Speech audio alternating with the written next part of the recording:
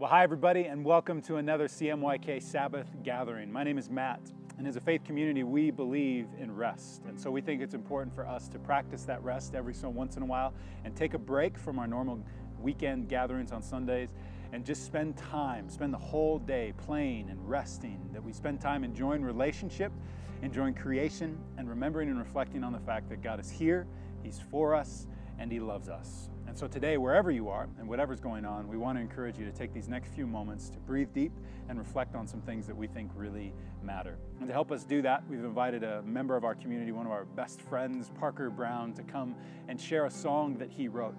And it's a heavy and beautiful song. And I want you to know that we realize fully that this might not be the place of everybody, that some of you are probably experiencing a great week or a great couple months and life is just amazing. But we also realize that there's those of us in our community that life is not so great, that there's doubts and struggles and things going on in our world. And this is a song that we think helps us ask the right kinds of questions and process this well, because wherever you are, good or bad, God is with you, He's for you, and He loves you. So let's take a minute and listen to this.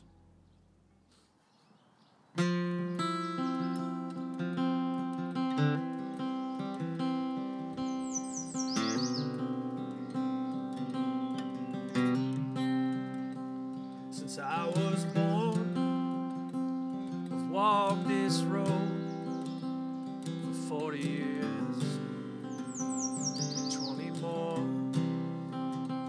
Since I could see, but He was gone, my only father, but He was gone. Help me, Lord, I'm in trouble deep. Loneliness is where I'll keep all my thoughts, too sad to reach. Help me, Lord, I'm in trouble deep. As I grew up, I hid my care. I saw no reason to show my wear.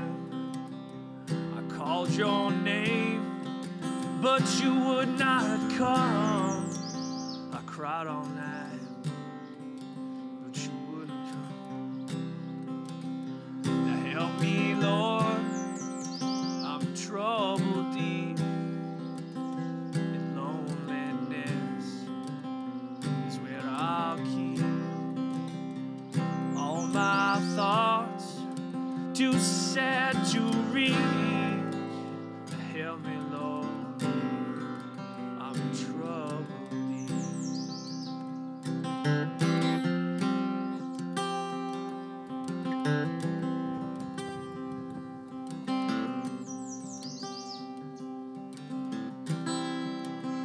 I had my doubts, I had my blame.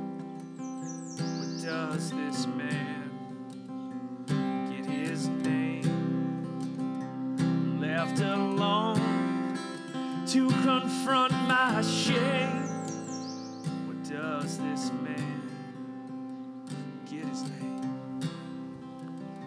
Now help me, Lord, I'm in trouble deep, and loneliness is where I'll keep all my thoughts, too hard to reach. Help me, Lord, I'm in trouble deep. Help me, Lord, I'm in trouble deep. Help me, Lord, I'm in trouble deep.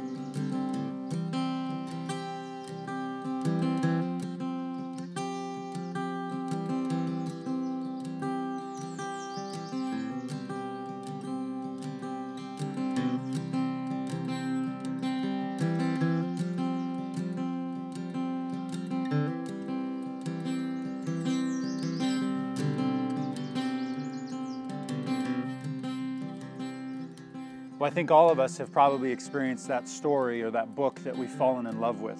Maybe it was the first book our parents read to us as a child, or maybe a book, the first chapter book we read as a kid. Maybe it was something we had to read for school. But as we read these stories, that our imaginations go wild, and we're able to picture the characters and how they interact with the world and picture what's happening in the world and all those kinds of things. We fall in love with the story. And then all of us have experienced that, breaking news on the internet, or a friend telling us that they're turning that book, that story, into a movie. And how exciting that is for us, because all of a sudden this thing that only existed in our imagination, it's going to be able to be seen and experienced on a whole new and different level. But then we've all been there, where we go to the movie theater, and maybe we go on opening night and we choose to dress up as our favorite character and all of that stuff, because we're so excited about it. But we walk out of the theater and there's this sense of disappointment, frustration, angst, maybe even anger. And the reason we can experience that is because what we experienced in the story, the book that we read, and what we saw, those were two completely different characters. They're not supposed to look like that or talk like that. That's not what happens in the story. And so we walk away frustrated in it. And it causes people to go on blogs and online and just bash the movie. And we end up saying statements and phrases like, the book is way better than the movie.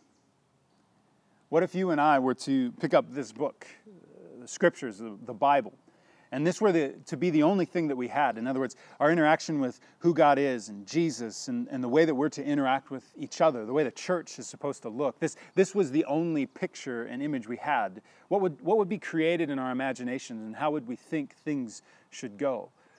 Is not the tendency for some of us to get really skeptical and frustrated, and many of us even sometimes angry at this idea of church and God, because we've maybe read or we've heard what's in this story, what's in this text, but yet what we experience in reality, like going to that movie, is something completely different, that Jesus isn't supposed to be like that, the church isn't supposed to look like that at all. And so it causes us the same kind of anger that we experience in that movie theater moment.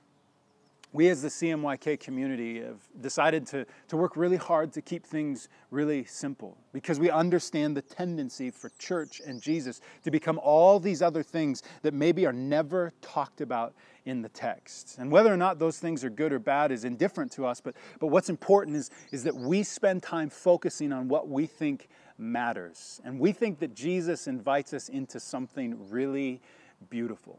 And it's not meant to say that anybody else doing something different is bad or wrong, or we've got the corner market on something, but we just think that there's incredible power in us focusing on these things.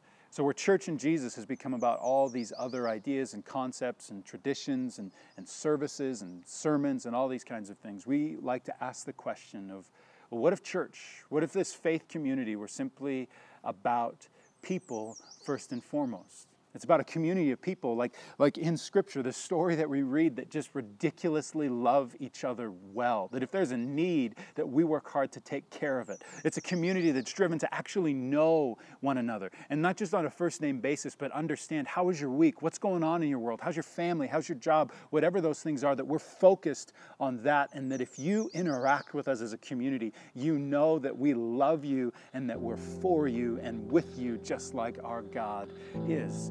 And what if this community had this incredible focus that as we're doing life together and loving each other well, that we believe in the work of creation and creating, and that all of us have a role to play. We can all put our hands and giftings and skills to make something happen. In other words, no matter who you are, no matter what your history is, and no matter what your likes or gifts are, you can bring something unique and beautiful to this space and to this city. The CMYK is different because we would all choose to bring what we have to the table. That the city of Billings would be different because of this community of people living uniquely, creating unique things in this city. And for us, the climax, the peak of all of this is found not just in us creating whatever we want, but taking Jesus up on his offer to create a unique and a beautiful culture. That's the idea. What if we do everything we can to focus ourselves on creating this culture? That, to us, feels like the text. That feels like the story of the early church. And so, as a community, we invite you this week to do the most powerful thing and to spend your time and energy connecting with the people around you, bringing what you have to the table, and creating this culture in everything that you do. You see, for us, we can take a break from gathering on a Sunday because the most powerful thing we do is not get together and listen to a talk or not get together and sing some songs. It's living this culture out every single day. And the beauty of this whole idea, the beauty of Jesus, is that no matter where you are and no matter what's going on in your life, the belief is that you can pick this idea up and begin to live it here and now.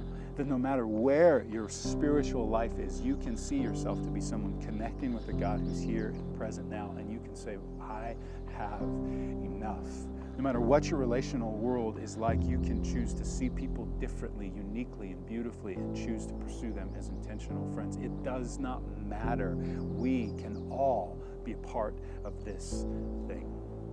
And so today, we're going to close with what we do every single time when we gather together, and what I hope that you find great meaning and significance in, and that is to simply pray the way Jesus invited us to pray.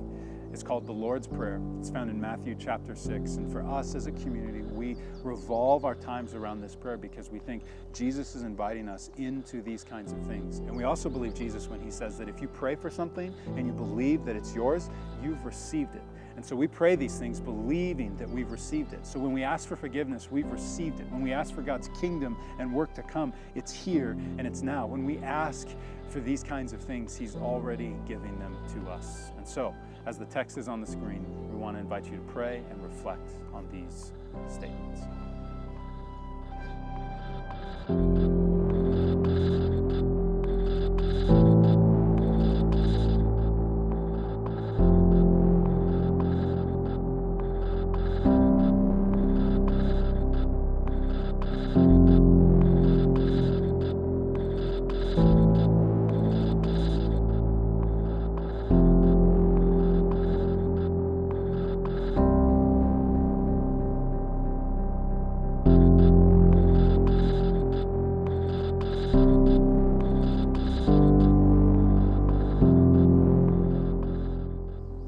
So again, wherever you are and whatever's going on, may you be someone that lives the most powerful and profound way possible. And that's to engage this story as if it truly has meaning and significance, not just for a Sunday to sing some songs and listen to a talk, but to interact differently with your family, to see the people around you as friends, to live like you have enough to anticipate that God is up to something and he's leading you forward.